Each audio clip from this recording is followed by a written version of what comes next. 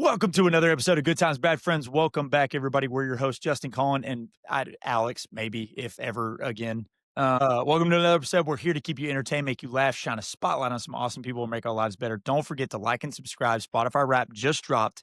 Episode coming soon. Don't forget to continue to subscribe, support, listen, Apple, Spotify, YouTube, MySpace. Your support keeps the good times flowing with the bad friends. Colin, what do we got today?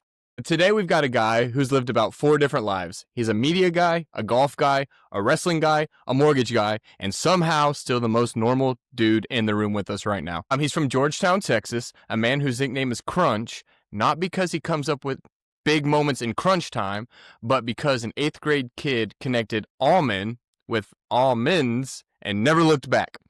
Chris Allman is here with us today. He spent time in media, the Cowboys Golf Club, and even in the wild world of pro wrestling. Honestly, I don't know where this conversation is going to go, but I know it's going to be really good. Like Justin said before we jump in, if you're watching or listening, hit subscribe on whatever platform you're on, rate the show, share the episode with a friend. It's going to be a really good one today. So enough of that. Crunch, Chris, whatever the people call you in Georgetown, America, welcome to Good Times, Bad Friends. Devin Rose. I still remember that kid. He was a super weird kid in our school. And Who gave one you a day, nickname? he just goes, almonds are crunchy. I'm going to call you Crunchy. And that just stuck. And I spent the night at his house one time in like 5th grade. And he had like, do you remember the MC Escher paintings? Like that were always like really weird.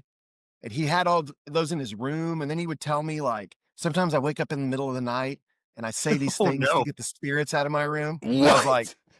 I was like, my parents are never letting me come. This I'm will be the telling first everyone and about last this. time I ever stayed with you. Yeah. So I hope Devin's not a subscriber to your show, but sorry, Devin. Devin, if you're listening, you are writing Chris's name in lipstick on your wall right now as we speak. Like you just combined Yeah, Wedding like the Billy Crashers Madison. and Billy Madison. Yeah, People to kill. yeah. You're about to have a midnight art show and all that kind of stuff. Painting was a gift, Devin. I'm keeping it anyway. So man, that's there's so many things between you and then obviously we'll kind of dive into your history with me knowing your brother and everything, and then your kind of ties to Gatesville and everything. But just kind of start from the beginning. Like we just always get you guys to kind of just open up, tell your story. Grew up in Georgetown. We were born in Houston. So, Brum, you know, from knowing my brother, that's where all of our sports allegiances lie. Yeah, because we were born down there, and then moved to Georgetown when it was still a really small town. Like we moved there in 1985. So it had just, I tend to think of the world in like, what classification does your high school play in? 100%. You know, like I don't know populations, but I know like, are you 4A. 3A D2? So we had just finished being a 3A school when we moved there in 85. And then by the time I had left, we were a 5A school. And then if you know anything about Georgetown now, it's exploded. They're about to have a 3rd high school. Yeah. And I loved it. It was an awesome upbringing. Like I don't have a dysfunctional childhood. I have 2 really normal parents. I have a great brother and a great sister, and we're all largely well-adjusted. It's going to make for a boring podcast then. Yeah. So Devin Rose is the weirdest person I've ever had in my life. That's a great story. Because of all people to give you a nickname that's stuck for this long, it's like the kid that you don't really want to listen to at all, to be honest with you. Yeah. But I loved it there. I still, maybe like you guys do, I still have a couple of guys that I played with in high school that I'm still close with. I was not talented enough, dude, to play a bunch of sports. I played basketball only. Then didn't really have a plan. Thought I wanted to go to Texas A&M. Went to Blinn for a year and hated just how big everything was. So I went back and begged to see if they would let me play basketball at Mary Hardin Baylor. I prepared this, like, the coach at the time was a dude named Richard Hurst. Brum, do you know that name at all? Yeah, I've heard the name. He was before Coach Deweese. Gotcha. Yep. Okay. So I prepared this big like speech to ask Herbst if there was still a spot for me to come play. I think I put on a sports coat and I went up from Georgetown to Belton, and I walked in the gym, and he was like, they were polishing the floors, and I gave him this big speech about like, I really want to play. I think I can contribute for you. And he was like, literally, he goes, yeah, sure. And then I went back to polishing the floor. You're like, oh wow, I expected so much more. I know. I was like, all right, can I tweet that I got an offer? Like, what is that? Am I good now? And then I was there for 4 years and loved every second of it. And then that launched me into the, I don't know, a very fractured resume, I guess.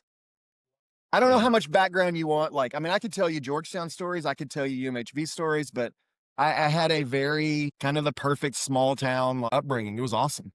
Yeah, no, like, just kind of explain, like, what y'all did for fun, because I know, like you said, a lot of things have changed, and even like me, when I go back up to Salina, it's like, man, we used to play in this pasture, and now there's houses everywhere. Like, compared to if you like, put yourself in the shoes of when you grew up, and then now if you were a 14 to 17-year-old kid, like, what are the biggest thing that have changes? Like, what'd you do for fun versus now? And, like, just all that kind of stuff that you remember from being a little bit younger? Yeah, I was not a troublemaker. I never drank. I never got in trouble. So I don't have any like sordid high school tales. Um, I loved basketball. Like it Mm. was who my friends were. It was my entire identity, which later became an issue when I stopped playing and didn't have one. So when we had free time, we would find a place to play basketball. We would sneak into our high school gym. You could climb on top of the high school and get in through Man. like a fire escape. And Yeah. so what we would do on Fridays is prop it open. And then if we wanted to on the weekends, they finally changed the lights to where you couldn't just walk in and turn on the lights. So we jimmy rigged the lights so we could get in and turn the lights on. And we just played basketball. We played basketball there. We played basketball at the city courts by the swimming pool. We would go down to San Gabriel Park and play basketball. We would occasionally go down to Austin to like Givens Rec, which Mm. is a really good place to play basketball. We would try to go to other towns. You know, it was the 90s, a little harder to like organize a game 2 towns away, but Oh, yeah. Send a it's pigeon. it was just basketball all the time. I mean, we grew up in church, so Sunday, Wednesday church, and then just ball. Like I just loved basketball. But that's also when I started sports writing. So I covered my first I got my first professional media gig the summer I graduated high school. I covered the Williamson Wow. County Sheriff's Posse Rodeo. Come on. That sounds huge. So No Houston bigger rodeo, is that what you story. said, or not as Not big as as that one? big, not as big. Yeah, But so like, yeah, no, you're good. Go ahead. oh, no, no, no. You go, Brum, because I'll just start talking and you guys will be texting each other on the We side would going, never do that with a guest "Good on. You're like, dude, this Lord. guy. No, Good like Lord, like will we Devin Rose show up and kill this guy, yeah, please?" we're like, how many times has he written my name in lipstick? He's like, come here. Uh, No, we so we we just like to hear kinda what made you who you are, like, yeah. from those stories, like, what'd you learn from basketball? Like, why'd you get into it? Like, where did your current I guess your current passions come from? Like, were they developed then? Like, what kind of arose from your character at that time? That's a really good question. And I have a very clear answer. I learned very quickly that I don't have like a passion. Like basketball was it for a little while. But then if you look through the thread of kind of what I've done for a living, I love being a teammate Come so on. much. And Love it. I was not like the high school basketball team I played on, 5 of us played college basketball and one guy played in the NFL. So I was not like, I was a role guy. I missed my era. I loved to shoot threes. And in the 90s, that was like, I missed, like, if I were playing now, I'd shoot 76 3-pointers. Back then, it was like, no, layups, baby. Yeah. Layups and free They're like, throws. Chris, why don't you Fundamentals. dial it back a little bit? Yeah. Why don't Um, you scoot up a little bit? so I just realized I love being a teammate. I didn't want the pressure. I'm not a pressure player. I don't want to be the best guy. I never was the best guy. Probably a little fearful of like pressure moments, but I love being on a team. So I love to find where great work is being done by great people, and I will join it and do it. It really Yeah. doesn't matter what it is. So that's the biggest thing I learned really growing up there and playing. And that was part of the disconnect when I went to Mary Hardin Baylor and played. I really liked it. I liked Coach Herbst. And maybe, Brum, you felt this way when you got to UMHB, but I played basketball in high school with guys I grew up with from kindergarten to 12th grade. Yeah. Mm. And then you get there and you're trying to build this brotherhood with guys maybe you just met in August. Huge And it's a difference, little and harder. they are completely separated with their experiences and thoughts and their passions and everything too, so trying to blend that is a lot harder. So I mean, was that like a big adjustment for you? uh, no, a little bit. But when I was going to school at Blinn, one of my old teammates was already playing at Mary Hardin Baylor. There's a guy named Justin Mhm. Russell. And so I started to go there every weekend. So I got to know the guys on the team. I started to go and play with them on the weekends. So I at least knew it was a place I liked the guys. So that when I got there, it wasn't, I already had a little bit of relational capital with those guys when I got there. I find your story fascinating because I feel like we are very similar in like our upbringing and kind of like the mentality we have on life. So like me and Justin are from Salina, which was a 3A school at the time we left and is now a 4A, just growing. And it was the same thing. Like I didn't go out, I didn't party, I didn't do all the things. I played sports for like the social reasons, right? Small town, you have to be on the team if you're going to be one of the boys. And like on the team is like the highest level of playing time I had. So like growing as a role player is exactly what I did. Like when I would go play with Justin and all of like the guys who were super athletic, I wanted to be really good at getting assists, and then that like carried into like everything Heck else of a I do. team player. Great We would teammate. we would play like 2K on the video games, and I would always make the point guard so that I could pass everyone's the ball. So I would never get in trouble for shooting too much. I would never get in trouble for anything.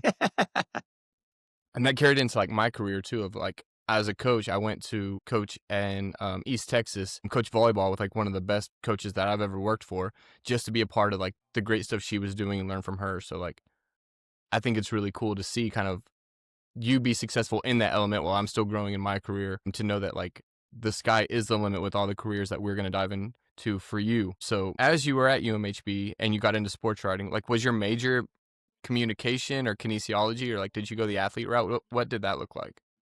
It was both. It was kinesiology and communication because I think probably like most people, I thought when I was done playing, I would coach.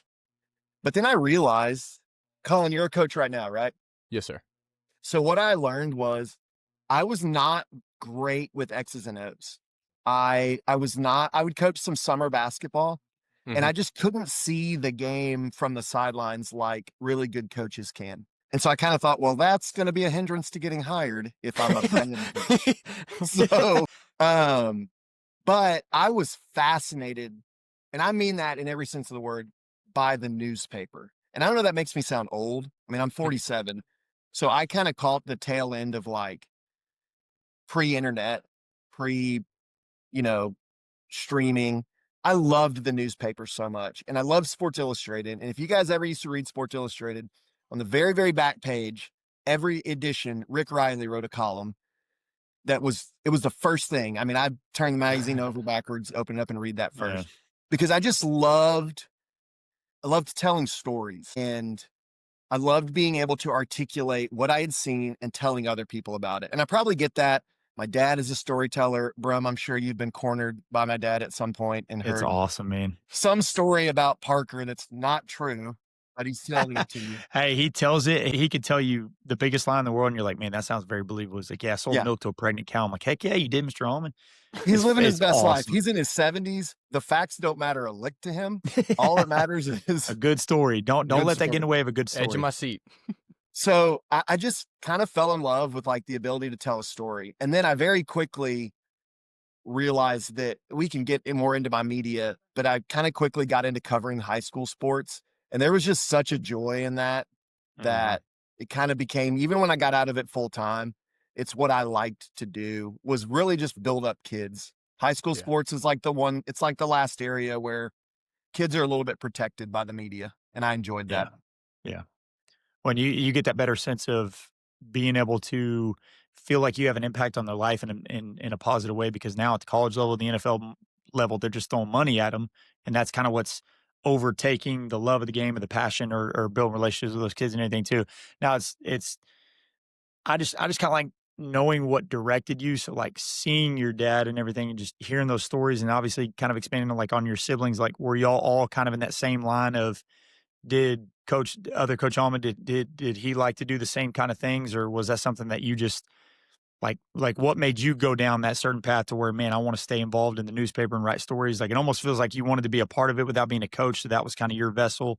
Like, what took Yeah. you down that path? Yeah, it just felt kind of like the next thing. So where me and my brother differ a little bit. So I'll give you a little family background. So my dad's dad was a baseball player at Sam Houston State and played in the, World War II era. So he played baseball for the Navy, traveled around. He told us he would have played professionally, but he wanted to get married. Of course, he's my grandfather. I believe him.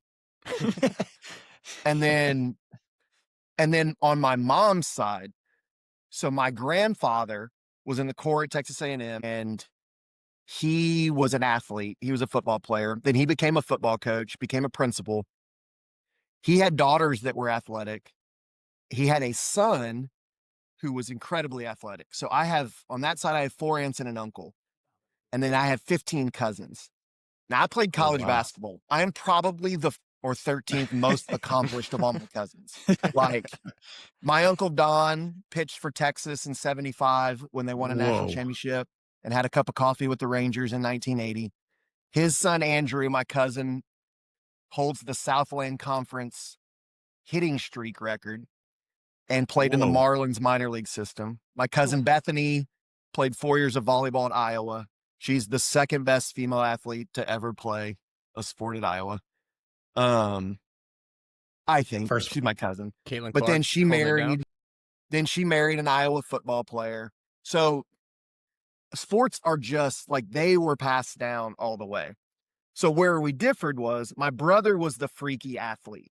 I was good enough to be a teammate and a role player. My brother was just the gifted one. Like he was just the one that, and bro, I don't even know if that's believable because you see my brother hobble around grumpy now. Well, I do believe it. Like you watch him, and he's pretty bow-legged, and he'll kind of throw a football every once. Like he's sneaky. Like he kind of wants you to know, but he wants there to be like a little bit of a mystery.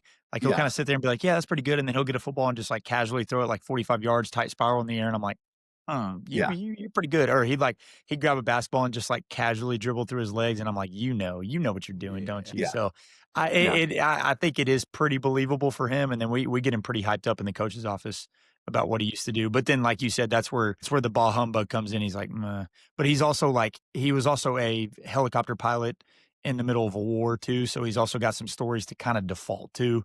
But that's He's got not surprising cancer. at all. So Yeah, and he's going through a little battle right now. And then you were like, no, he's fine. He can suck it up. And I'm like, oh. But he's the same way. Like he'll have that humor about it. And I'm like, God, I don't want to laugh at that, but it's a little uncomfortable, isn't it? it's kind of grown on you a little bit. You learn to kind of laugh it off sometimes.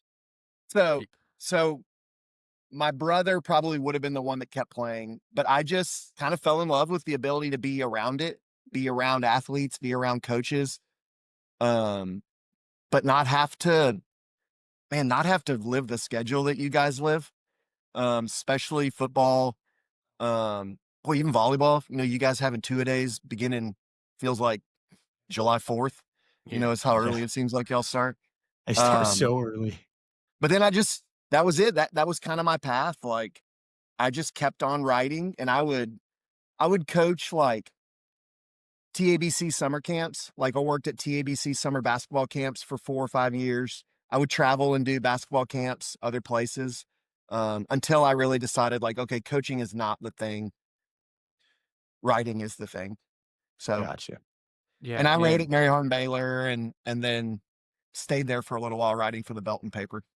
So out of all the times that you've been writing post playing in college, high school, college, whatever, what's your favorite story that you wrote about, whether it was newspaper or radio that we'll get into later? What was the favorite story that you got to tell that you felt most proud of? Man, I think about that in terms of teams I got to cover. And then guys that I covered and who they have since become. Cool. I got to cover my first year at the Belton paper. The Belton boys basketball team won district for the first time. That was 2002. They won it for the first time since 1969. And their head coach I had played against when I was at Georgetown. So I got to just be around him. And that was that was special to me because it was my first full-time gig.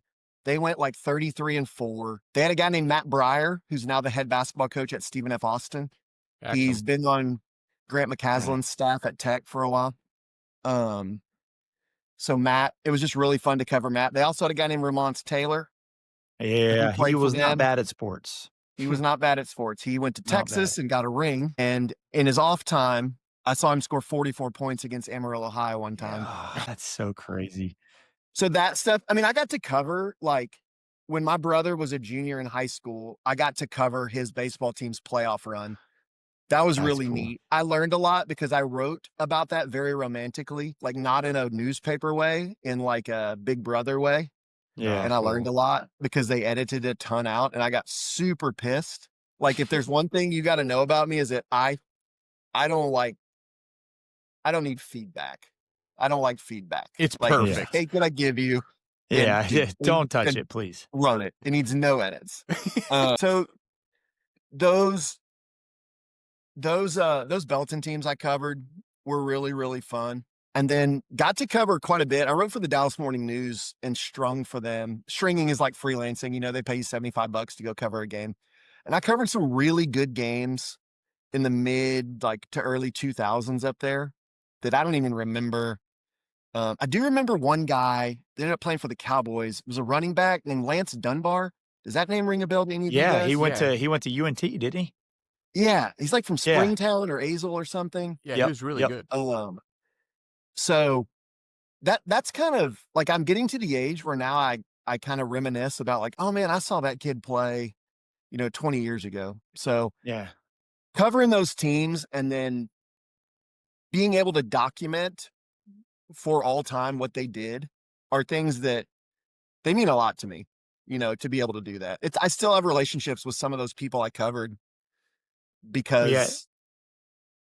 because of Yeah. that. And that's kind of the part of it too. Like you feel like you're almost telling someone's story, but you don't necessarily have their perspective. You're just kind of watching what they're doing. And I feel like a lot of people get that taken out of context because they're only judged for what they do on the field. So it's like with Yeah. Lance Dunbar, he's got a really cool story about how he made it and everything. And it's almost like, and then you get to write for your brother at the same time. It's like you almost want to make them look better than how they're even playing on the field or the court or anything like this. So it's like you're almost in charge of how they look. And I mean, in today's mass media, it's almost like they make you look a lot worse than how you really are as a person. So it's like I think you were doing a good job in the fact that you were covering them as an athlete, but you were also making them look a lot better than what they were doing on the court or the field or anything like that. Now, Yeah. did you cover any like crazy events that happened? Like what was did you write about anything outside of sports for the Dallas Morning News or anything like that? Or was it just like sports specific stuff?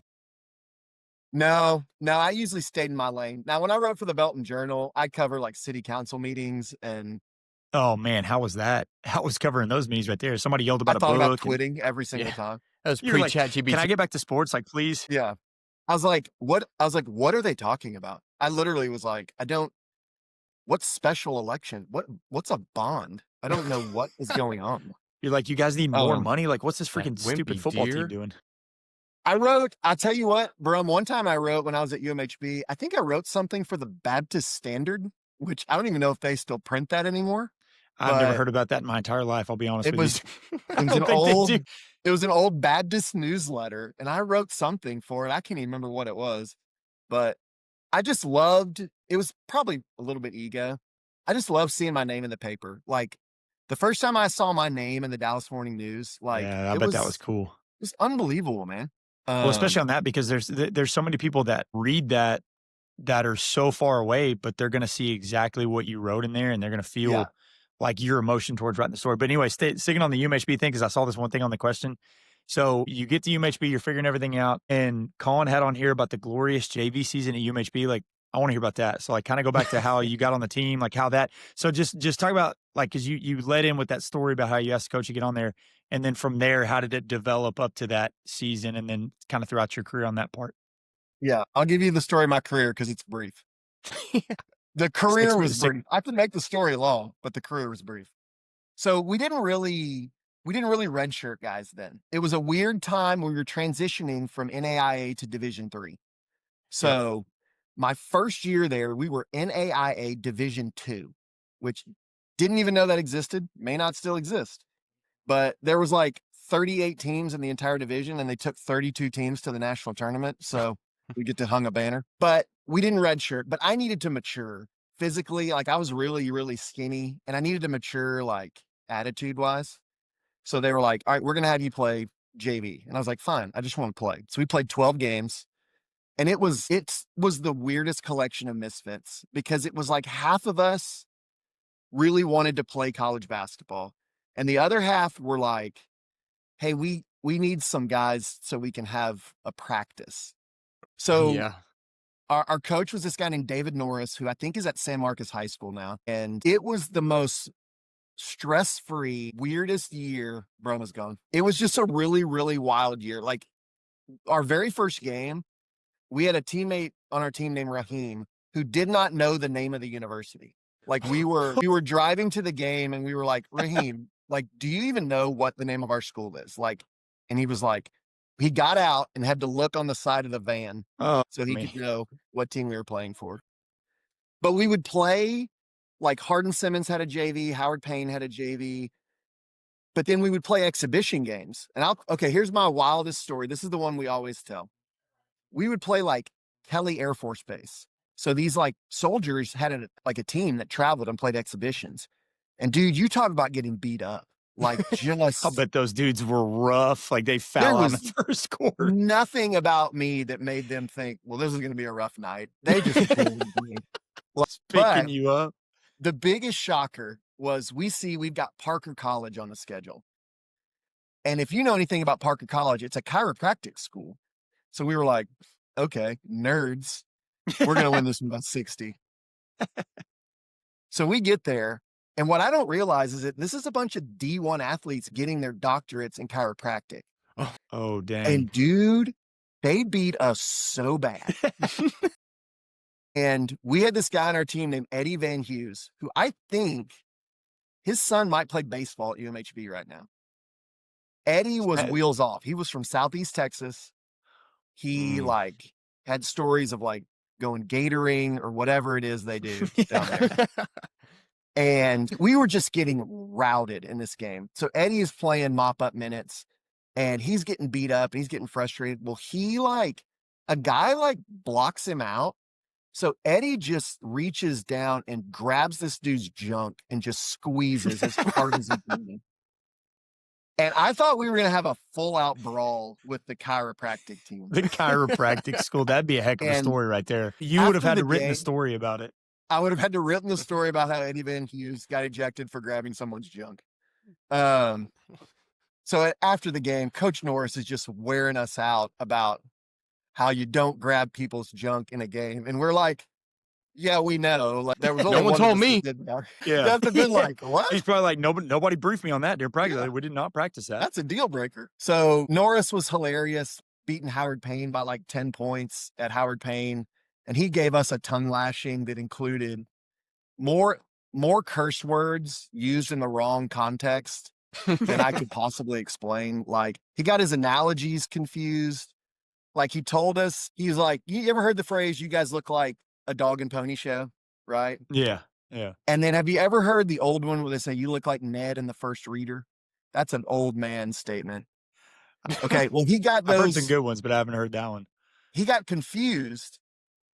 And midway through, he was so frustrated, he just said, we look like Ned and the effing pony show. And that just cracked us all up. So I will still see guys I played with and went to school with, and that phrase is uttered once a gathering, is Ned and the effing pony show. So anyway, we finished that year. You know, we won like, I don't know, we were like 10-2. So I was all rip roaring and ready to come back the next year. But our very last game, we played Hardin Simmons, and I had invited this girl that I really liked to come watch because I thought if she watches me hoop, I've got her. Yeah, like, done deal. Done. And I think I was 1 for 14. No, worst game of the season right there. Brum, did you know it's now the Colin, did you go to UMHB?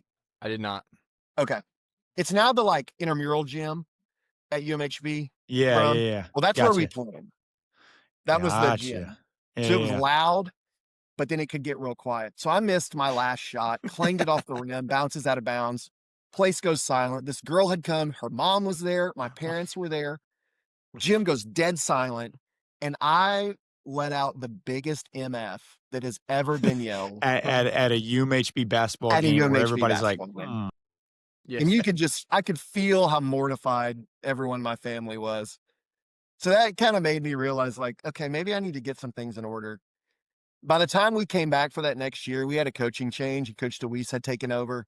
And I was just intimidated by him. I didn't think I was good enough to play. I psyched myself out and I made it through beginning of preseason and I just stopped playing. I just wanted to be a student. So it was a brief career, but it was a career nonetheless.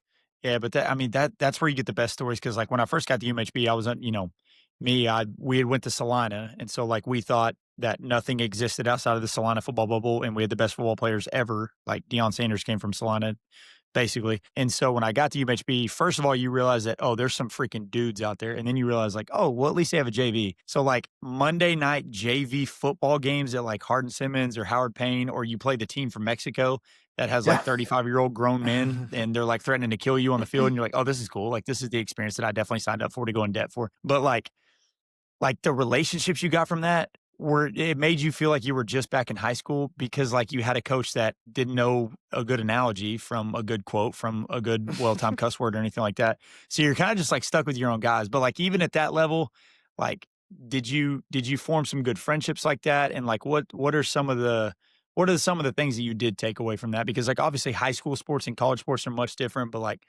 like culminating your entire career, like what are some big takeaways that you had that either just help you separately or kind of springboarded you into your next careers? Yeah, the biggest lesson I learned from it, I made really good relationships. One of the guys I played with, Colin, I'm sorry, I know you don't share the same like UMHB Belton. Guy No, named Yeah, you're David please do. fine. Jeffries. Dave Jeffries is he planted a church in Belton called Vista Community Church. Oh yeah. So we had played together. And then one of my oldest and probably still best friends is a guy named Eric Jackson. We played together. So we've just stayed tight. But the thing I actually learned from stopping playing was that men do hard things, and I should have stayed and played. I kind of just wanted to know I could do it. And Brown, you guys may actually both see this coaching kids now. They just want to know a college wants them. They don't actually want to like put in the Yeah. time. Yep. And Yeah. I got there and I had been affirmed that I was good enough and they wanted me. And then when it came time to do the hard work, I was like, I've been affirmed. I'm good to go. So I wish I don't regret it. Like it doesn't keep me up at night, but I wish I would have pushed through the discomfort and learned at an earlier age that men just need to do hard things. No Yeah. doubt. And I think that's the biggest thing that we try to get into and that we try to instill in our players is like, okay, you may not follow this for a 35-year career. Like, not everybody's going to be Tom Brady. Like, Tom Brady's the 1% of the 1%, even divided by that. But what you can carry into being 30, 40, 50 years old is do things that make you really uncomfortable and then be able to handle those things when they don't go your way. And more importantly, from there, you'll be able to find what you really do love. And then by then, you've refined yourself as a person to where now I can hit the ground running. And Yeah. then whatever I do, I'm doing it at a very high level. So it's not necessarily, I mean, to me, sports are always a vessel to teach you how to be a great human being in the game of life, not necessarily using the game of football, basketball. Like, especially when you're that JV player, you're like, yeah, my career's definitely stopping here at the college level, no doubt. There's no, like, the Mavericks don't have a JV team. They're not going to call you and be like, yeah, we'll play some games. Like, come on. So it's just more about what you learn. Like, I just love hearing stories like that because you take those stories with you everywhere. And you're not necessarily, I mean, we'll talk about how you kind of I got the itch to get back into it a little bit, but the things you took from sports and at the very least, the stories you have with the people that you were kind of grinding with, like that's what you're going to take forever. Like those are just the fun thing. Like everybody shares those, especially at a certain level, but it's just fun to hear that stuff. Yeah. I wish I had just applied them earlier, you know? Yeah. Don't we all, man? If I go back now and be a 15-year-old and know everything I know now, like I'd probably still be an idiot, but I'd be a pretty well off, somewhat wealthy Bitcoin owning idiot. That's for sure. I would've You started- guys, you guys as coaches, do you ever struggle with like, I was talking to a buddy of mine. I still keep up with two guys from high school, and I saw them last Friday at a high school playoff game. One of them has a son now who plays for Frisco Lone Star, Wow. and they were playing Georgetown. So we Yeah, went down I saw you went to that game. and we're old men now, so we sit around and like to probably reminisce about how hard we worked when maybe we didn't. But I Uh-huh. actually told my wife, I don't remember ever feeling like I'm grinding at this because I just liked playing basketball, you know? Same. Did y'all feel that way as athletes? Well, Do you have I that think problem with kids? I think the best story you told is and like us, it seems so boring, but it was so much fun. Like we woke up on a Saturday and we went to the football field. We went to the local basketball court at the park, or we went to the next town to try to go find other kids that we wanted to play against. And I think now, oh man, I did. We do have to tread carefully. We did a whole episode on is coaching worth and all that kind of stuff. And I mean, it's the most challenging but most rewarding profession. But unfortunately, what you see is you don't see parents that want to apply themselves to have kids that are active or go do things or need to learn responsibility or accountability at an earlier age. So those kids are going to sit on the couch all day and not go play. So like when they do have to physically exert themselves or they do play football, basketball, baseball, we were talking about this today actually in the coach's office, is that a lot of these kids get burnt out because they're either doing it way too young and they're trying to do it year round. It makes no sense. Or you flip to the complete opposite end of the spectrum where the leaders in their household lay around on the couch all day. So if they have to get up and go work out or throw the football or, do something that they don't necessarily have to do or see anybody else in their household do, like they get turned off from it really fast. So I think it's just what was bred into us. We were always with our friends. We were always competing no matter what we were doing, but we didn't see it as competition. We just went and played 21. Now, me and Colin were about to get in a fist fight over a couple of games of 21, but we didn't see it that way. We just saw us playing 21. Does that make sense? So that's always been my takeaway is it just comes down to, are those kids being kids? Are they going to play? Do they have those friendships? Do they have that little social circle? And you can go off on 10 different rabbit holes, my last little thing, because with youth sports now, you don't have kids from Salina or Georgetown playing with each other. You have those kids from Georgetown driving to play for a Round Rock team. And that kid's got that team's got kids from Austin and Houston and Dallas. So it's like they grow up with different kids, even if they are active. So then when they get to the kids they should have been with their whole youth experience, it's basically like meeting a new team for the first time. So that's kind of always been my angle on it. Let me talk on that because from the girls' side of things, there's like a stigma right now on social media of like, I play travel ball, I play club volleyball, but I hate, like in school is like the worst. It's just like the waiting time to get back to club because in high school ball, and I don't have this experience, like my kids, like one of our parents built a court at their house so the kids could play. But like on social media, the stigma right now is they don't want to play with kids who don't want to be like all in like they do get to be in travel ball. Like if you're playing high school ball, you're with the kids who live in your zip code. If you're playing travel ball, you're with the people who pay all this money that like they're investing in the future. They want to be great. And then it's hard to like put on a different cap for that. And so that's why we do things like we do a lot of like team bonding stuff. So they feel like they're a part of this team. And then that's where you're talking about, Chris, is the grind. They never feel like they're grinding because we're trying to keep practice intentional, fun, but like really reppy. And that's kind of how we did it too. Like it was never, I felt like I'm going to war today with my brothers. Like we were just having fun doing the sport we wanted to do and playing the game that we liked. When in result, we were doing all this reppiness that we didn't see behind the scenes of that our coaches did because it was just so fun and interactive and we got to be with our boys. That was a Dude, long I will answer. tell you the two biggest surprises I got, because when I was in high school, I would go to volleyball games because I had a crush on a volleyball player. Kelly Pittsford. Maybe she'll watch this. Kelly, There's subscribe. one person you really don't want to watch it, and there's one person that you're really hoping does watch it. Kelly married a dude named Todd Miller, and their daughter plays softball at Arkansas. So she did well. The two like biggest surprises when I started covering sports full time were really paying attention to volleyball and to soccer. When I started to really pay attention to the athleticism of volleyball, it blew me away. And Belton had really good teams. They had a girl named Stephanie Douglas who played at Florida. So she was kind of like my first like team I covered. But I still like to watch that sport played at the highest levels is still really, very really impressive. Fun. Like it's No very doubt. easy to turn that on with my 10-year-old daughter and be like, look at those girls, babe. Texas plays on Friday, round one of the national tournament. Yep, it's going to be good. Oh man, we had a full little thing about that. So how do you see, like, because I started talking about this with like Aaron and a couple of those guys about with us having kids, like what's your thought process on how you feel about throwing them into the youth sports system? Like what's your approach to it? Because we were just talking really quickly about like the whole ring stuff, like they get, last place, but they all get rings. Like, like what's your thought on that whole process right now? Yeah, I hate it all. I mean, every single bit of it. Like, I hope my kids, I don't care if my kids play sports. I hope they do because I loved them. And I've had so much fun watching my brother's boys play that I would love to be able to watch my own kids play. But they will not play travel ball. They will not. And I'm so glad we're calling it travel ball and not select. I'm so happy that we're dude. calling it That's been watered down They're so not much, and that's selecting another thing anybody. too. It's like No. Exactly. And there's 15 different divisions, so it's Yeah. like you don't have to be that good to be on a select team. So Yeah. stop that. But Select yes, your payment plan. Would you like to pay all at once? Would you like to yes. pay monthly? Yes. Sponsor these jerseys, homie, and then we're gonna select you. No, so my kids actually go to a private school. Sorry to brag, but Yeah, okay. uh, I don't speak rich. they do it really well, and that they have a grammar school athletic league. So my little girl has been exposed to volleyball, and her practices are during PE. And then they play one night a week at like 5 o'clock on Thursday nights, and they play other private schools. And so she's being exposed to sports in healthy doses by Yeah. good coaches and exposed to competition without us having to like make this decision at 10. What's her thing going to be? You know? Yeah. Now we have to like, my wife probably won't watch this.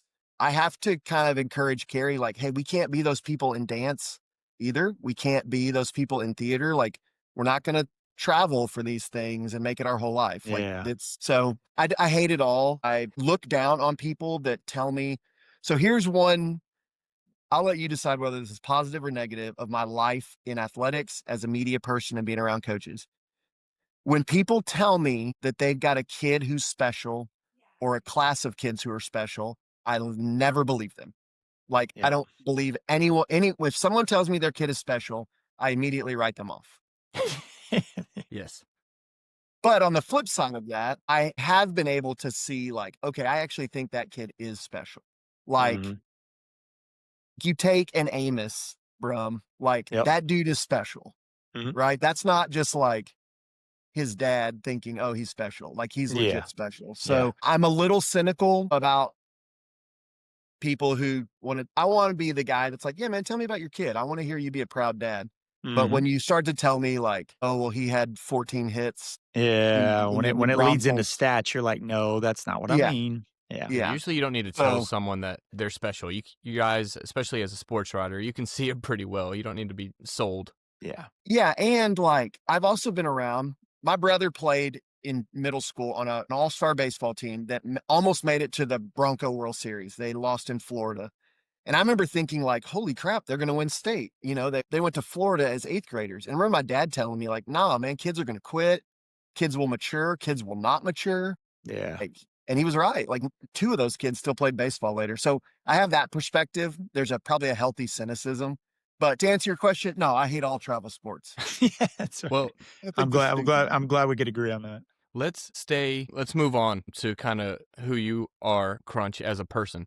So you're talking about your family, Carrie, Lane, and Jack. So what does the former star basketball player, New York Times best-selling writer, what is he like at home? What does dad look like? We are super duper chill. We're not a heavily scheduled family. There were a couple of things as we started to have kids that I became real committed to. One was not overcommitting. And two, which is kind of an extension of this, is that we eat dinner together, that we not be a family who, you know, we got so many things going on that we can't eat. I know that life gets busy at a certain point. Yeah. But we're pretty, like church is very central to our life. Um, Making little disciples is very central to our life. And so we're not Amish, like we don't like not have a TV, but That doesn't sound we're great. we're still pretty do the Amish have TV? I'm sorry to insult the Amish. I don't know if you I'm have a big sorry to Amish insult. No, I think they're pretty good subscribers. at building barns, and that's about as far Yeah, as it I goes. don't think they're from real what I know from listening all the to TV us shows that these I've watched. Yeah. Yeah, I guess they probably wouldn't be listening to this podcast, so we can just tee off I on don't. them. I don't think you're gonna offend anybody because they're never gonna see this anyway. But we really try hard not to tell our kids what not to do. We really try to point them in the right direction of what's No doubt. edifying, what's good. So like we don't listen to a lot of Taylor Swift, but we don't tell our little girl, you can't listen to Taylor Swift and here's why. It's Yeah. really more of like, hey, this music right here is going to teach you about Jesus. It's going to be edifying, or this is just a fun song. And it's working. My daughter is she's incredibly mature for 10 years old. So Yeah. No, it's no, we're awesome. super chill, Colin. Like our family is all geographically close, so we spend a lot of time at stuff. I mean, Brum will tell you try to bring them to as many Gatesville things as I can. Got another nephew that's in the Midway school district, so we like to just be together doing whatever.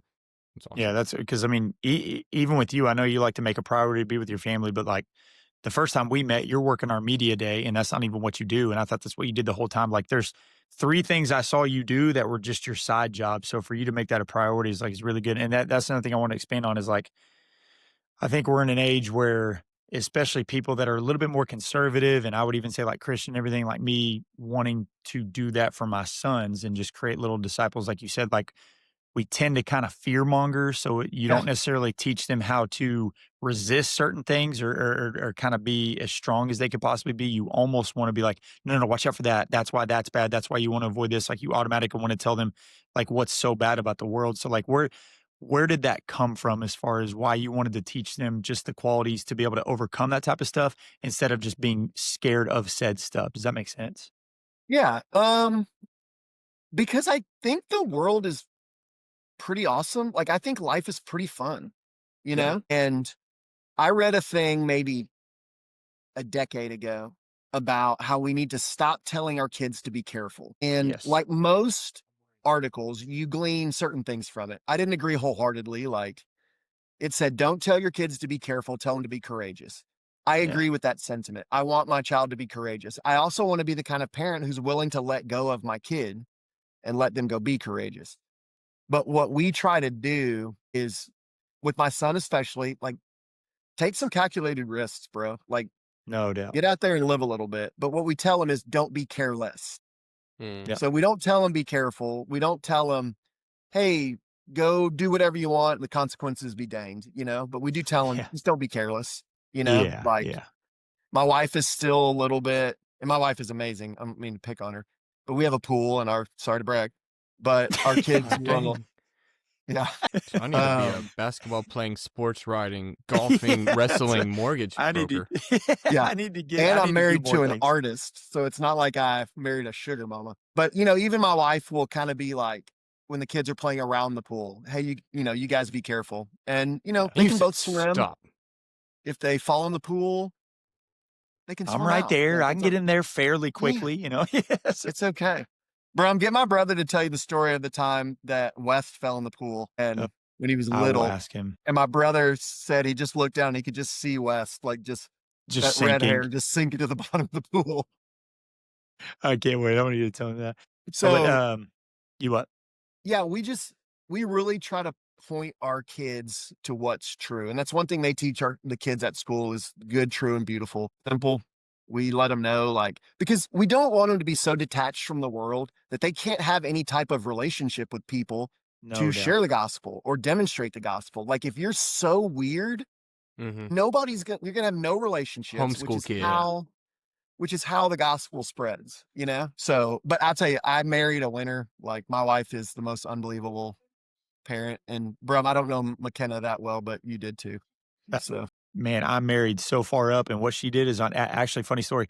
On our 1-year anniversary, she called me a loser and all my friends losers, and if I continued to be on that path, she was gonna dump me. So, if your wife doesn't call you a loser sometime in your relationship, then 1, it's y'all are gonna break up, but 2, that they're lying to you, and then go back to point number 1 that y'all are gonna break up. So, to say that I'm married up is an absolute understatement, and it's been, as we talk about more, it's been a really good help for my golf game. But, like, Colin, you know you wanna ask about wrestling. You know you wanna get into that so bad. let's go. Hey, by the way, you took a dig at Taylor Swift, which I love, by the way, and that that Colin Spotify Wrapped is like Taylor Swift is, you know, the false idols and all that kind of stuff. But anyway, maybe we My can get into wife that a little shares bit my later. Spotify. That's not me, bro. Hold on. I want to say, I think she's wildly talented. Like, the songs I listen to that she makes, the ones I know, are really good. And I mean, like, but I'm not a subscriber. Like, I'm not going to ever I'm not going to pay for a ticket or like, I don't really know what's going on with her and Travis Kelce. So Yeah, I'm not like, you'd have to sell your pool to be able to afford one of those tickets. okay, first of all, bro, you can't sell a pool. Like, Yeah. what are they going to Here, just take it. Here, just come over and use the pool. Yeah. God, your poor is showing, Justin. Yeah. Yeah. I thought Sorry, Salina. I don't know what it's like to rent out a pool. Do they have a Hey, pool? to me, Salina is a place with money. Am I wrong about that? Well, Solana is a Now. place with money. Now you would be very surprised at how super average it was back when we were kids. Like we're walking around and like a bicycle was a big deal. Like if you had a Haro bicycle, you might as well drive around like a Lamborghini. It was a big deal. Was Solana Highland was Point y'all's rival, or was that before y'all sorta. time? Yeah, back in the '90s, it had a lot to do with Pilot Point, and the winningest coach that was ever at Salina, Jay Moore, he was a Pilot Yeah. Point guy. So we had a lot of coaches that came from Pilot Point and that had a lot of success in Salina, and then would weirdly like want to go back or go to Aubrey or anything like that. I would say that Prosper was actually our biggest rival, Okay. but then they beat us that last year that we ended up playing them, and then they actually went up a division, so we never played them. So, and then like now you're looking at, they're going to go 5A and play like Anna, Melissa, and like none of those places were even close. So all the teams that were technically a rivalry, it changed from like the '90s to the 2000s, and even when we were done until now, I mean, it's changed dramatically with them getting so big. But I had a I mean, job we beat offer. everybody too. When I moved to the Metroplex to try to like grow my media career, one of the job offers I got was at the Pilot Point newspaper. And Nice. I felt like I had driven to the middle of nowhere. I was going to say, Because what on did the you write same about? day, I had an interview in Park Cities, which is Highland Park. Yeah. Yeah. And Big my difference. interview was the Monday after Matt Stafford had led them to a state championship. Dang. So I So kind you of went missed from that. Like I just missed that. Yeah, but you were gonna go either in that neck of the woods or you were gonna go to Pilot Point where you're like, ding, ding, ding, ding, ding, ding, ding. You're like, what Yeah. is happening here? There's I hay was gonna bells go- saying "Go fight, win" the whole way into town. Yeah. I was gonna go super rural and have a meth addiction, or I was gonna go have a coke addiction down in Highland Park. Hey, pick your poison, brother. Yeah. You got wrestling? First, I want you to talk about it because I don't know. I had questions about it. 2, I'm going to SmackDown Friday night. Like, I love WWE wrestling. Yeah, Colin, he loves it, man. I go to the events when they come to Austin. So, how in the world did you get into this? And let's pretend time doesn't matter for the rest of this episode because I want to hear it. Okay. Well, y'all cut me off whenever No, you need you're to good. cut me off. No, we love I'm it, in my man. office, so nobody's here. I can just We too. talk all night. Everybody's your going second to bed in my office. house. So we're good. Okay, so you know how everyone has a phase every dude has a phase in their life. It could be a month or 2 months where you love pro wrestling, Yes. right? If they're an American, hopefully they did. Yeah, for sure. So I was born in 1978. So Hogan, I was 6 years old when Hulk Hogan like came on the scene. Well, if you know pro wrestling, there was another organization called the National Wrestling Alliance. And that was Ric Flair and the Four Horsemen. That was on TBS every Saturday NWA. night. That's what I fell in love with. I thought that was real, and I thought Hulk Hogan was fake. Because the guys in the NWA were bleeding every night and like Yep. Barbed they wire were everywhere. violent. And I was like, Yeah. this is amazing. So, but most people grow out of that kind of love for wrestling. I really didn't. Oh, I mean, I had a little bit of a lull when the business wasn't that great in like the early 90s. But then when it boomed again in the did Attitude it. Era with Austin and Rock and the Yeah. NWO, my brother actually got me back into it because my brother was watching it with friends and he told me, he was like, dude, you got to watch this. It's so good. And just got way back into it. So that's like 97, 98 when that boom happens again. Mm-hmm. And my brother and Brandon Skaggs, who's now the vice president of student life at Mary Hardin Baylor. I was about to He's say a that name is so Christian. familiar. Yeah. So him and my brother are best friends. They come as freshmen to UMHB. Well, that summer, we all worked on campus, and my brother and B came up, and they were like, let's do a wrestling show in the basement of Remschel, the dorm. And I think That is Randy so O'Rear, awesome. who's currently the president of the university, I think he was the resident advisor. So he was like, sure, no problem. So we choreographed matches and got a video camera and invited people. There was like 10 people there. And we just did a stupid wrestling show. Like there's video of it. It was so terrible. It's just us and each other with like cookie sheets. Like it was dumb. So this is in the summer. Well, school starts and we start to kind of rally more of our friends. So we're like, let's do another show. And Brum, when you were there, was Huckins still there? The apartment complex right there? Yes. Yes, Okay. it was. So we were like, this is a perfect wrestling arena. So we built a wrestling ring right smack in the middle of Huckins. We passed out flyers on campus thinking there'll be 10 people here. So Yeah. we're all like in the apartment, like planning our show, making sure everything's right. Well, we go out to start the show and there's 200 people there. Like they are Holy lining cow. Huckins. The president was there. Dr. Bauckham was there. Are you serious? Yeah. And we were like, I we're didn't either famous I didn't know this or was in at trouble. UMHB. Yeah. So this all started at UMHB. So we started having monthly pay-per-views on campus. What? So we would have, like, we'd have storylines and more people came to the point where we had to move it from Huckins out to the old intramural field where the stadium is now because Wow. we had so many people. And our very last show, we had 1,000 people there. What? What? Why did I Dr. never Bradley, hear the any VP of stories Student about all Life, this? like we had to go have a meeting with the vice president of Student Life who was like, I don't love that you're doing this, but it's keeping students on campus. Like students are loving going to this. So Everybody's from like, yeah, I want that, to see this dude flip and go crazy. yeah. So from that, I had an old college roommate who was helping a guy start a ministry that used pro wrestling. So you remember the power team, the dudes that would like tear the phone books? Yeah. He had done that. Man. So he was like, there's a ministry here where we can go into churches and do wrestling shows and there can be students there. And so we got connected with him and he was like, hey, I would like to actually train you guys to be pro wrestlers and have you be a part of this ministry. We were That like, is so yes. crazy. Obviously. So fall of 99 to spring of 2000, we were doing our shows on campus and they were hilarious. And my wife was at one of them. I didn't meet my wife till I was 30, but she's from Georgetown. She had come up to one of those. So she was there 10 years before I ever met her. So she's a backyard wrestling fan. So she knew. She knew the stories. So then in that spring of 2000, we went and started learning to wrestle, like learning how to do it safely, learning how to do it correctly.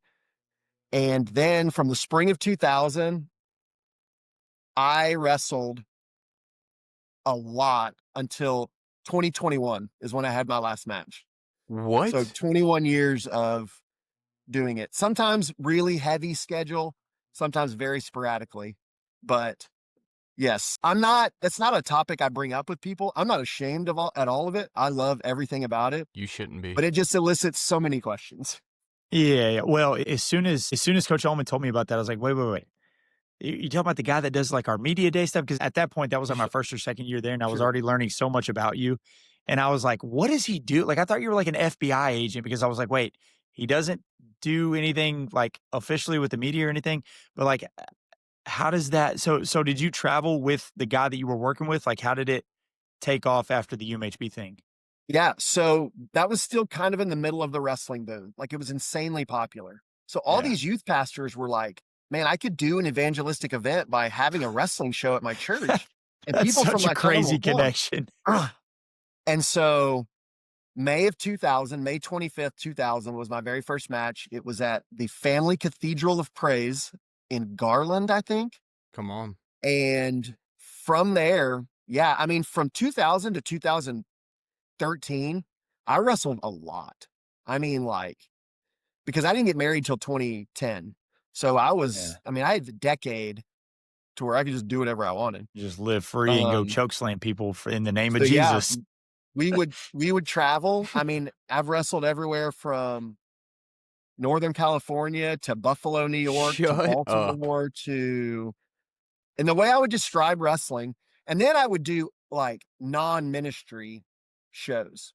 So, Colin, if you're a wrestling fan, you've probably heard of the independents, right? Like all these I compare it to like being a band on the come up. You're playing in front of 30 people at a bar trying to make it big. I wrestled a lot of matches at 30 people in front of 30 people at a bar.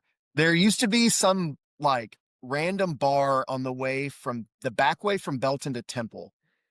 I wrestled there one night and it Bo's was Barn?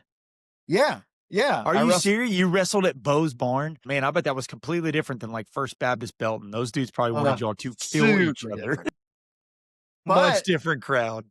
it's funny. So going back to when I was telling stories about like these guys I had written about, high schoolers that have gone on to have these really great careers, wrestling is a small world. And so, I mean, it was the next summer, 2001, that we met AJ Styles for the first time. No way. The phenomenal AJ Wow. Styles? Yeah. So AJ Yeah, was there just you breaking are. in. Like AJ had broken in 98, and AJ was a believer. So he heard about what we were doing. So he contacted Rob and was like, I want to wrestle with you guys. So Dang. he had a lot of our guys met him for the first time in Lexington, Kentucky. They wrestled after a double-A baseball game out on the baseball field. Sick. And so you just meet like, I mean, I don't know how deep, Colin, you want me to get into like, I Well, don't know, names. let me say something.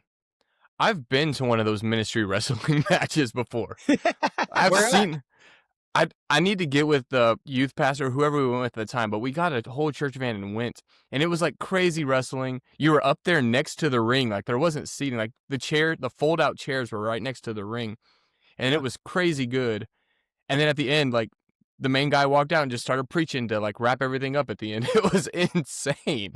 As I've gotten older, I can chuckle about like the massive change of direction that you go from like, Yeah. it's like high adrenaline to this dude just comes out and he's like, can I tell you about Jesus? And then they play the like really soft music. Hey, I know that Yes. dude's bleeding and he might not make it, but let me tell you about this. You can choose So- that life, brother, or you can choose the one and only. So Colin, it's entirely possible you've seen me wrestle. Dude, I was just wouldn't thinking that. be I gotta find out where it was. crazy? Well, it was based out Oh, of that would be Rockwall. crazy. So, I mean, we North were all Texas. over the metro. It had to be. Oh, I dude. know, Yeah, 'cause like I can remember wrestling in Saxe. Like Denton, wrestled in Denton quite a few times. it had to be somewhere Man, big. how 'cause- crazy would that be if you watched him at the peak of his career Yeah. and then learned a little bit of the gospel? So, okay, so were there I was any? like, I want to be that venues guy, y'all and that walked guy's into? you. Yeah, Right. there you go. Full circle. And look at me now. In my pool in house. private school, baby. Here we go. In my pool I have a house. pool and kids in private school. So suck on that, Devin Rose. You guys suck. Let's just bring it all. Let's just keep the thread going. Hey, so like, and probably not in the ministry one, because I'm sure they wanted to make sure you weren't going to the sketchiest place in the world. But what was like the sketchiest venue you walked into, and you're like, wow, we have to wrestle here? Like, what was the one you walked into, and you're like, I don't know about this one? I mean, Bo's Barnes probably got to be up there. Yeah, man, just the type of people that are watching you, like, yeah, choke him out, hit him with this beer bottle right here. Yeah. Sorry, Dude, it just man. it wasn't so much sketchy. It was like just terrible places for a wrestling show.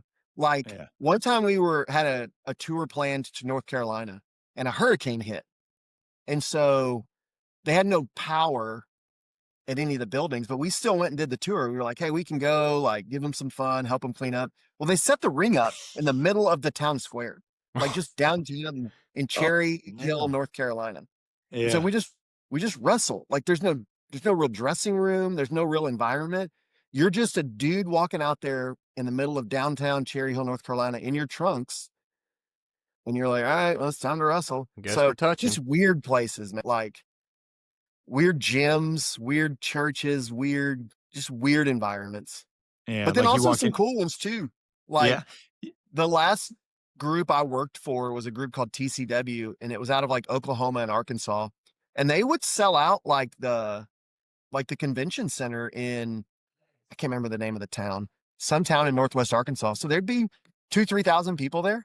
What? So it was really, really fun. But I got hurt, and I started to think about, probably just like an athlete, all I would think about was getting hurt. And it made it Yeah. stopped making it fun because I was Yeah. getting older, and That's I showbiz, got baby. hurt pretty bad in 2013. It's real. That's why. It's very, very physical. It's No, it is. it's a choreographed fist fight. I mean, it really is. Like it's That's what I Now, tell I'm- people. I I'm did like, not it's do not chairs to fake. the head. Like I was smart enough to know a long time ago, I'm not letting somebody hit me in the head with a chair. Yeah. I very rarely gotta would warn. like bleed on purpose. So Yeah, you stayed it's away great, from, man. you stayed away from like the super crazy, but it's just like I feel like not a lot of people have that story. Like we find some unique tracks that people have taken, but, like, when you say that, yeah, you can be like, "Well, that's kinda weird," but at the same time, like, it's just one of those cool things that, like you said, every teenage boy at some point is gonna go through a wrestling phase or grown man.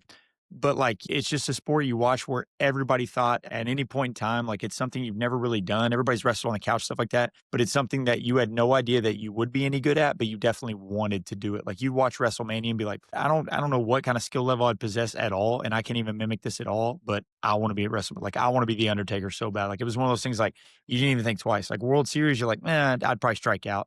But you're like, Yeah. "WrestleMania, brother, put me in there." So, Yeah. like, for you to Let's go. actually do it, like, that's freaking cool, and that's one of those things, like, you bring up in, like, the bar, and you're like, "I bet I got a way cooler story than you just killing, like, a big deer or something."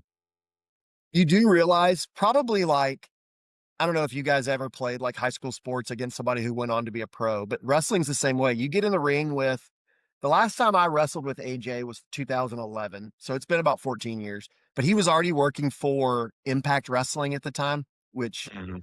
and he was so good. Like, I was like, oh my gosh, like, I'll never be as good as you. Like, you're just gifted. He's still to this day, he's the most gifted person I've ever been in the ring with. And I've wrestled against him and I've tagged with him. And I think he's the most underrated pro wrestler in the world. He's finally headlining Monday Night Raw. Like, 2 nights ago, I watched it, and like he came out for like the second to last fight, and I'm like, dude, this dude is insane. But he's Yeah. finally getting his. Anyway, yeah, I still watch wrestling, but And the nicest guy. Like, if you want a dude to pull for, he's the best guy in the world. Yeah, well, you said he's a believer, right? Yeah. Yeah. Which is Family awesome. man, like, been married to turn down WWF the first time because it was going to require him to move. And his Oh, wife, wow. Wendy, was in school and he didn't want to move from Georgia to Cincinnati. He's got 4 boys. No, he's got 3 boys and a girl. He's the best I've ever been in the ring with. Cena is the most famous. Well, Cena's the most famous person I've ever met. Shawn Michaels is he was my favorite. he's Yeah. the GOAT. There's Yeah, never been anyone better than Shawn Michaels. And we got to do a thing with him in 2005 on campus at the University of Tennessee. Oh, It that's was a so big cool. evangelistic event that they brought him in for, and they needed some extras, like some dudes for him to just beat up. And Heck yeah, come but, on. but we got to spend a whole day sitting in the green room with him, and I was just it's still one of the best days of my life. well, he Like loves he's Jesus just too, and is very vocal about it. yeah, yeah, and Yeah, he was a new that's believer at the awesome. time. And he started, it was the lead up to WrestleMania where he wrestled Kurt Angle. So he was telling us about these angles and stories. And I just was like, I couldn't believe I was sitting there with this dude who had done an hour with Bret Hart. And I was sitting there with this dude that had double crossed Bret Hart. And like, he's the greatest of all time. You'll never convince me otherwise. Yeah, I agree. I took so many Sweet Chin musics to the chin on trampolines all through my childhood. That uh, And was go that was my finisher. I just straight stole it from him. I did that, and I love the RKO. I love Randy Orton's finisher, oh, yeah, yeah. and because a finisher has got to be something that happens fast. If finisher can't be something that you're like, well, let me do this and this and this. A finisher's got to happen just straight like a to the chin. stunner. It's the Yeah. reason the stunner was so popular because he Yeah, would hit that quick stunner out of nowhere. quick and effective, baby, and it'd Yeah, take anybody out. Now, yeah. it's gotta be a little dramatic, like, the stunner shouldn't take a normal human out, but when you go down, it's just like, "Wow!" Like, it Oh just yeah, snaps everybody's spine in When you half, sell no it, doubt, sure. yeah, no matter how it big has you to When be you are. quick sell and it like effective. Wa or Shane McMahon used to sell it, that's how you sell a stunner. No doubt. Speaking of quick and effective, we end each episode with rapid fire questions that we send Okay. to you. Don't Yeah. have time to think. Well, I usually edit it, so if you need to think, think. Nobody knows that part. So rapid fire questions. Justin's gonna start. We're gonna go there, and then we will wrap up to be respectful of your time. Okay, so just gonna throw them at you. I'll ask all 4 of them, and then, like I said, some of these have to do with, like, golf and everything like that because there's a lot of stuff that I wanna get into because you know me, I'm married into a golf family, so Yep. for some reason, I One care about it way too much. one Alright. word answers? You want one word answers? No, no, no, you Oh, answer it really just answer it as quick as you can, but as much time as you need to take on how these answered. Okay, first one, which is this is pretty tough because you were a basketball phenom, some would say, until you played the chiropractors. Okay, so better feeling. I mean, hitting just a pure flush 7 iron 3 feet from the pin or draining a deep three to win a playoff game? Well, I've never hit a deep three to win a playoff game, so I'm going to say 7-iron flush. That's fair. And I'm very not a rarely do I do that, but when I do hit a good 7-iron, I'm like, "Oh, I'm coming back tomorrow." No doubt. Yeah, I'm the worst pressure performer in the history of sports, so no one would ever give me the ball with the game on the line. Okay, maybe just in practice or something like that. All right, second one. More chaotic, pro wrestling locker rooms or mortgage offices? Pro wrestling locker rooms, throw the weirdest people I've ever met have been in the morning. Really? Golly. See, there's just so much we didn't touch on that. Even though you said it was gonna be the most boring segment, I feel like you probably expand on that for days. Yeah, it's mostly the clients. The people I work with are great, Yeah. but it's Yeah, mostly the clients who think you're probably they know dealing with how to do my people. job better than me. You guys know that Yeah. as coaches. Boy, do we. Us and being a weatherman, you just never get away from it. Like, when I take my truck in for an oil change, I trust that the guy's just gonna do a freaking oil change. Yeah. I'm not gonna try to go coach him up. Anyway, Ron, I've seen you yell at the stands listen, to knock it off a couple listen. times. I've had 3 different head coaches at Gatesville, and all 3 of them have yelled at me for the exact same thing, and it's being a little too chippy back to people that are yelling at me. Anyway, we'll I dive into that. remember where it was. It was at Robinson. You yelled at Yeah, somebody at Robinson about something. yeah. I may have told him to shut up, and then I got in big trouble by Coach Aaron Hunter, so I'm really sorry about that. So, I mean, in my defense, they totally deserved it, but yeah, you definitely know that moment. You see that side more than anybody. Third one, if you could relive or 1 year of your life just for the memories, what year would it be? 18. It's a good year. I was trying to think of it. Why is that? What were some of the highlights? We had been here in Waco for a year. We had one kiddo. She was getting to the age where she's super fun, like probably where Graham is now, like Yeah, just so wildly much fun, fun. man. Waco was still really cheap to live in. And I did about a year and a half co-hosting a radio show here in town that was an absolute blast. And so 2018 was just this kind of like combination of all those things. Nice. Yeah, gosh, the whole time I was like, man, what was I doing in 2018? But yeah, you're right. Like, you get into that stage of your life where, like, you're kind of thriving as a person, and then, like, you Yeah. see your kids in those fun stages, and you're like, man, this is a good life right here. Yeah. Or, Graham will just scream at you, and then, you got to reset and all that kind of stuff, and then it gets really, really fun again. You know how it is. It's just that awesome, not vicious cycle at all. Okay, last one for the rapid fire, because I'm not very good at rapid fire stuff. What's one unpopular opinion, which I thought was Epstein, that you'll defend to the grave? Golly, unpopular opinion? Yeah, Mhm. conspiracy theory, whatever it is. We didn't go to the moon, so there's other things that follow. Wrestling's fake. Gosh, I'm sorry. You told me not to think. No, it's okay. And I want to be interesting, but I don't know if this is. I I have not thought the Cowboys were America's team in 40 years. Oh, Listen, well, I don't know. I mean, me being us being Dallas people, I think you're right. I think it's just because they're a very valuable franchise right now. But and Yeah, you being a Houston guy, like, I feel like you definitely are like, what have you done for me now type deal. yeah. The when Jerry Jones took over, they stopped being America's team. they're America's game of the Well, week he every fired week. every. Are they? And how about a No, the team that Chiefs. wins? How about a team that wins 6 Super Bowls and is called the Patriots? Wouldn't that be America's team? That- That's such a good point. I've heard Never somebody really say that one thought of time. They were that like, "Well, one. it's What'd you say, actually." Colin? I didn't hear you. Never really thought of that point right there. Yeah, like, literally the New England Patriots, like, the people that are the reason that we're kind of in Yeah, these seats right now. yeah. The So American birth of Americans. America. I think the birth of America happened in their stadium. Yeah. Okay, Li cool. Dang. I think the Anyway, okay, Declaration listen. of Independence was signed at Gillette Stadium, if I Yeah, and have it my was history correct. and with how Tom Brady's got that reverse Benjamin Button, it was probably him that put his freaking John Hancock on that thing, you know what I'm saying? Tom Brady was at the signing of the Declaration of Independence. He was His name there is and on it. then turn around and do a touchdown pass because that's all he ever knows how to Thomas do, Jefferson? No, and have Tom really good field goal Brady. kick. You got the name Yeah, wrong. Yeah, Tom Brady. I think you misspelled it. that's true.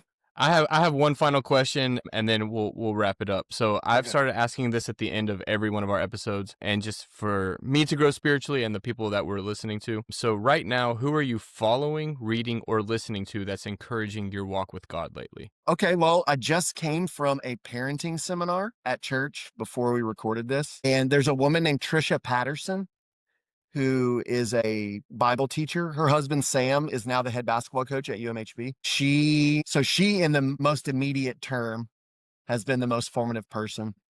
I am not a big reader. And Yeah. so I kind of lean largely on what I get at church. I don't consume a lot of extracurricular stuff, but I'm volunteering coaching basketball, and the guy that's our head coach. I'm learning a lot from him. He's a lot younger than me, but he coached for Coach Drew at Baylor. So he teaches joy a lot, Jesus, others, yourself. And it's good to be around that every single day. So I'm more just getting it from proximity, and just John 3:30, he must become greater, I must become less, is just that's kind of the most formative verse of my life. Yeah, that's huge. Yeah. Well, we wanted to make sure that I mean, we didn't get to talk about all the good stuff, but where can everybody find you? Like the whole Facebook thing, I guess you kind of hide yourself on Facebook or whatever, but just kind of let everybody know where they can find you or follow you or just kind of get more connected with you. If you need a mortgage, go to my website, but that's all you're going to get from my website. It's just a loan application. So you can just find me on Facebook. I'll accept your friend request. And then honestly, I'm going to immediately hide you because I'm not interested in like looking at what other people are doing. I just want to have a place to write jokes and talk about my nephews. So yeah, that's the only social I have. And I only have it because I have to because of work. So Gotcha. I hate the social. Well, Chris, I appreciate you hanging out. I know we went a little long, so I apologize for that. But literally, like, your stories, you just being honest with us, and then your humor is why we love doing the show. We get to find out cool stories about how someone was a pro wrestler that was a curveball coming from me. So from like the JV hoop side of things to the wrestling to the mortgage that we're learning about and everything in between, it's just been like a long highlight reel. And I appreciate you, like, getting to know you. One, nice to meet you. And two, this has been really fun, and I want you on for the conspiracy campfire because it sounds like we're going to have some good conversation with all of that. Yeah, I actually refer to myself sometimes as like kind of like Forrest Gump. I just had a lot of proximity to like a lot of fun stuff in life, but it's always kind of just been an accident.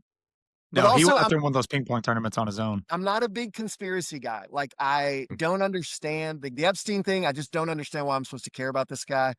Although you could convince me that a plane did not hit the Pentagon on 9/11. But we could talk about that at some other time. See, now we're getting somewhere. So you and Banner are going to come sit down, and then by the end of it, you're going to be like, you know what? Maybe those Jewish space lasers are real after all. All right. Chris, thanks for coming on. Everyone else, if you're watching or listening, thank you for being here. If you haven't already, subscribe on whatever platform you're on. Give the show a rating. Share the episode with a friend who will enjoy it. There's a lot of good stuff in this one. And do us a favor, drop a comment. Let us know your favorite memory that Chris shared with us today. There's definitely a lot of them. And if you have follow-up questions, I'm going to wrestling on Friday to refresh my memory. And then we'll have Chris back on and talks again. So, Chris, again, leave any negative feedback. I can't handle negative feedback. Yeah, nothing don't negative, thumbs please. down anything. Don't write stupid episode. Just keep I delete those. Don't worry about that. Only I get all the bad ones, so it's only 100% anyway. Chris, thanks again, bud. 5 stars, baby. Thank you, we guys. appreciate you coming on. Yeah, thanks, man. That was super fun. Thanks for letting me talk about myself. You're right. That was good. Stories. He had stories to tell. Yeah, he's good, man. Yeah, he's good. He's good. I knew that, like, because I mean, we're not super close, so I knew that he wouldn't like open up right off the bat. But I knew once he did, it was going to be good.